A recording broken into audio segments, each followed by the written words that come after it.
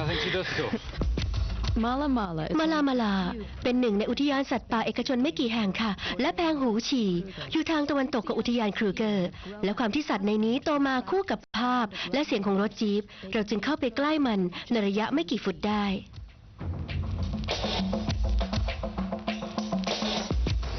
You could see they're a little bit nervous and we're very, very close, which makes me a little nervous too.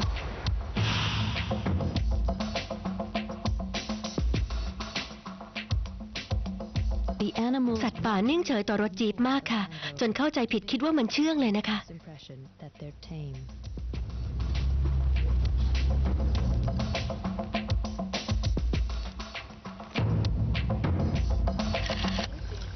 So I didn't see my leopard, but who cares? I still can't believe how close we got to those animals. I mean, they said we were going to get close, but I never thought we'd get that close. In 3 hours, I've seen a pride of lions, 2 cheetah munching on an impala, and a baby rhinoceros. Pretty amazing day. ช่วงสุดท้ายของการเที่ยว2 ทางผมกับจัสตินกลับมาเจอกันที่โจฮันเนสเบิร์กครับ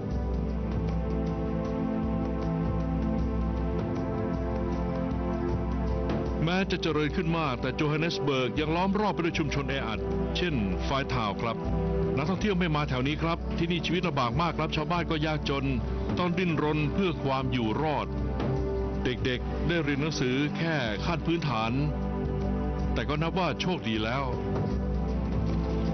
Everybody knows that AIDS is a huge problem in Africa. I mean, the statistics pretty much speak for themselves. Of a population of 43 million people, about 5.3 million in South Africa have the disease. That's about 1/10. It's a massive problem. Sadly, there are a lot of children that have to grow up with no parents to look after them. There are hundreds of AIDS orphans here, often fending for themselves. Well, one woman has decided enough is enough, and she lives here. Winnie? วินนี่มาบาซาเปิดศูนย์รับเลี้ยงเด็กกำพร้าป่วยไข้หรือป่วยในระยะสุดท้ายในไฟทาวน์วินนี่และอาสาสมัครช่วยเหลือชาวบ้านละแวกนี้ซึ่งความหวังแทบหาไม่ได้แล้วเธอทำงานโดยไม่หวังผลตอบแทนครับทราบแต่เพียงว่าได้ช่วยชีวิตให้เด็ก100 คนสบายขึ้นบ้าง Almost everybody, somebody in the family has seen somebody dying from AIDS. วินนี่หาอาหารจากทุกที่ที่หาได้ส่วนใหญ่เป็นของเหลือหรือผักหมดอายุจากซุปเปอร์มาร์เก็ตต่างๆ Our first feeding is 7 for the students. 7. Yes, the students must get some. The orphan students must get something before they go away. Before they go to school. Yes. Right. This is your life, isn't it, Winnie? Could you ever explain to somebody why you do what you do? I saw so much suffering. Yeah. Somebody had to start somewhere. Winnie, tell me typically how many people do you feed a day? 500. 500 people a day. That's quite a lot. From the morning until the evening, it's 500 a day. And that's men, women, children. But mostly it's just children and women. Yeah. How long does it take to make this? I mean, you got a lot of orphans that have AIDS here as well. Yeah. What happened? I mean, why aren't they being taken care of outside of the centre? You know, when people are not working, how can you take extra people in your house? You can't take extra mouths and feed. Yeah. And there's always people thinking that maybe they will also get AIDS. And their parents, before they die, they ask you, Mama, please don't separate my kids. We are there as mother hen to look after them. The older the person is, the more food they get? Now they're not only for themselves, it's also for the kids left at home. Oh, I see. And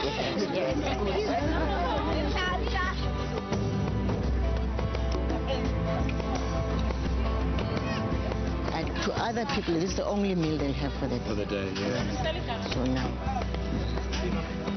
somebody had to do it. Somebody had to do it. Do you feel like you were chosen? I'm doing just what you do. Somebody could do it. Yeah. But I just happened to be there that time, at the right time. I think you're special. Yeah. No.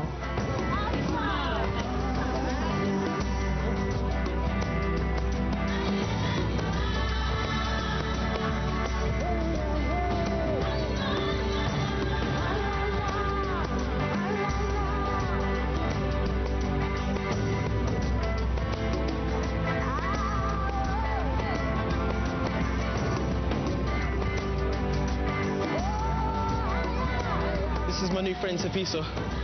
And if it wasn't for Winnie, he'd pretty much go hungry every day. I knew nothing about Fine Town until today, and I live in Joburg.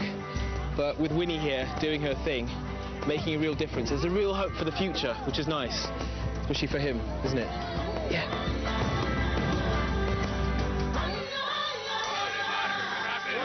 ชุมชนแออัดเคยเป็นที่พักคนงานเหมืองที่ย้ายมาอยู่โจฮันเนสเบิร์กในช่วงตื่นทองและขยายขึ้นปลายศตวรรษที่ 18 คนงานมาจากหลากหลายเผ่าพันธุ์จึงคิดภาษากลางขึ้นมาใหม่เป็นรหัสเคาะรองเท้าบูทครับ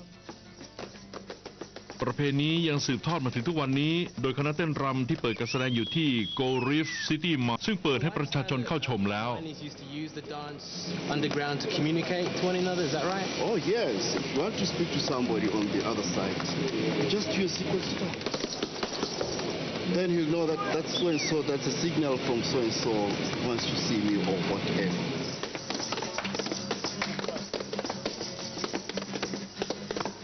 What did you think the first time you saw the dance? Oh, it was marvelous. It was marvelous. For instance, I used to go to the mines on Sundays to watch them dancing and all that. Yeah. Yeah. What was it like back then, life for you as a miner? Was it good? It wasn't that good. It was a bit hard, but you get used to it. Oh!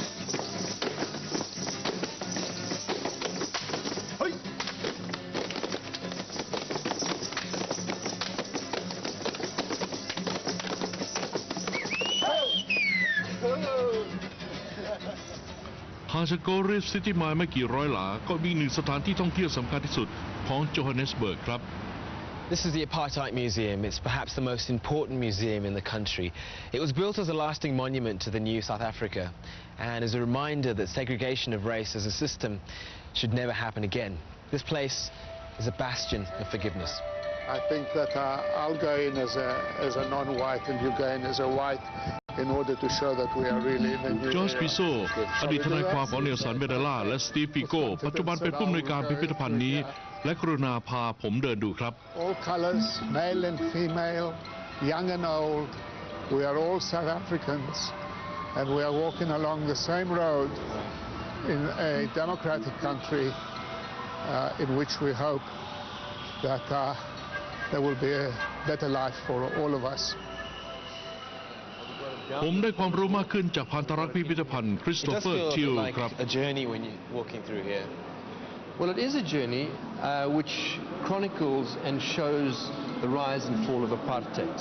And while discrimination has been part of this country for hundreds of years, formal apartheid came into being in 1948 when the National Party government came into power. And they set about a system of legislating discrimination into law. And what you can see in the museum is a list of all the laws that were put in place by the National Party government to keep people apart. Tell me about your life and times as a defense lawyer. I appeared for Nelson Mandela and his comrades in the Rivonia trial. Where fortunately we avoided the death sentence, but there were 8 life sentences.